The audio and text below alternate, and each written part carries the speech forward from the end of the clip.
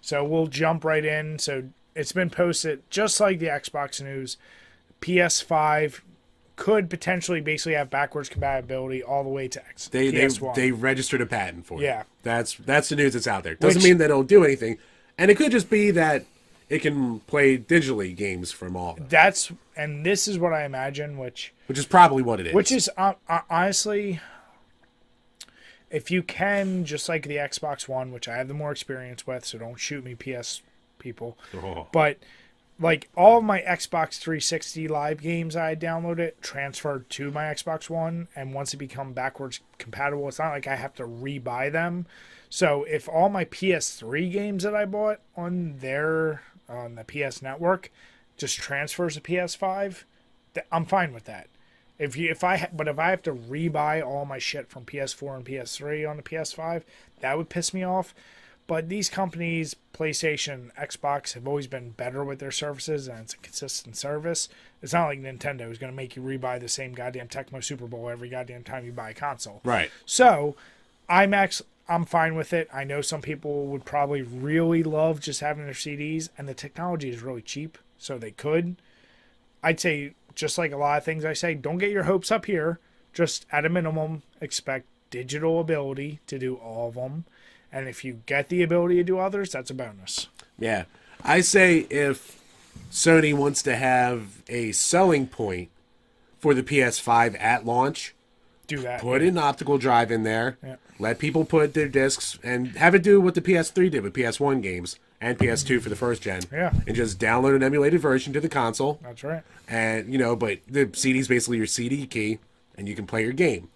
If you do that, you instantly have 4 generations of PlayStation fans buying up a system so you can play your old games with all the ease in the world on brand new TVs.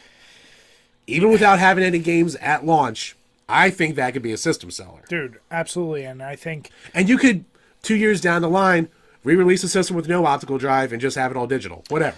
See, the only reason I completely agree with that, and it would sell like gangbusters. But with the PS Mini Classic, whatever you want to call, I think that was their testing grounds for their emulated version.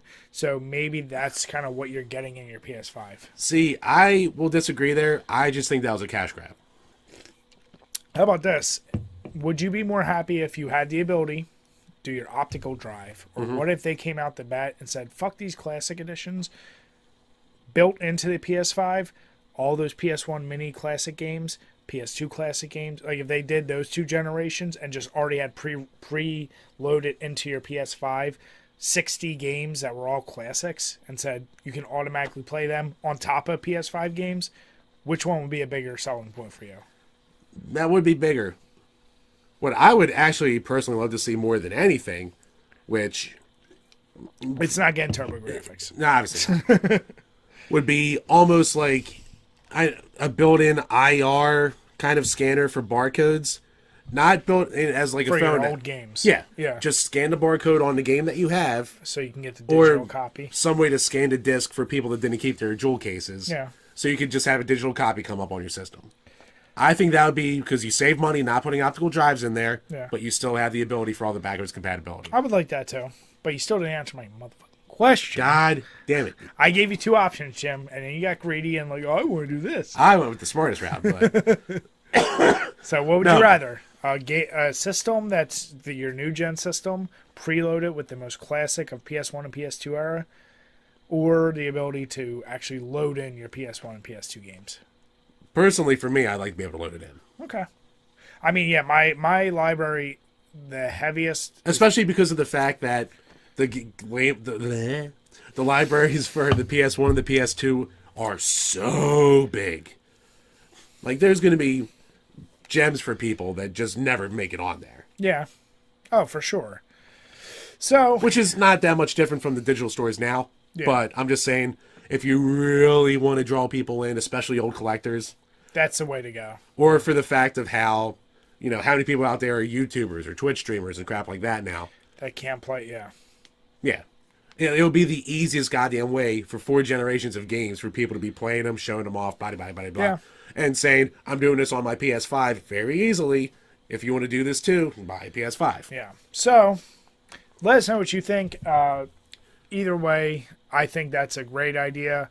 And I would guarantee if that happens, obviously Xbox doesn't go back quite as old, but do the same model. Do your Xbox, Xbox 360, and Xbox One to whatever the new Xbox console is. And yeah. Now, the argument against it is, like, backwards compatibility for the Xbox One wasn't, like, a system seller.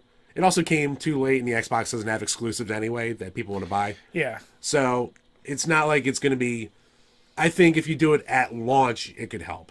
If you do it 3 years in, like Xbox did, it's kind of too little too late. And to what you just said, you're not talking about 5 generations, you're talking about basically 3. You were talking about 2 beforehand. Yeah. So either way, Yeah, there's also the backlog, too. it'll be interesting to see. So let us know what you think below, guys. Yeah.